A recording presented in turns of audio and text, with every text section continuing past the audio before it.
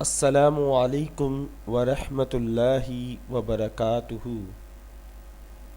دس از طارق. آپ اچھا اخلاق جانتے ہیں کسے کہتے ہیں؟ اچھا ساتھی ہونے کا ثبوت کیا ہے آپ جانتے ہیں؟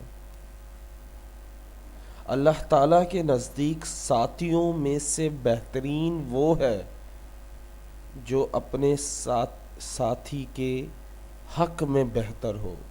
یعنی اللہ کے نزدیک دوستوں میں وہ دوست بہتر ہے جو اپنے دوست کے حق میں بہتر ہو، جو اس کو برائی سے روکے اور اچھائی کی دعوت دے. اور جو آپ کا دوست آپ کو برائی سے نہ روکے تو سمجھے وہ آپ کا دوست نہیں. تو اللہ کے نزدیک دوستوں میں سب سے بہترین دوست وہ ہے جو اپنے دوست کے حق میں بہتر ہے. اور حق میں کیسے بہتر ہوگا؟ اچھا دوست کیسے ہوگا؟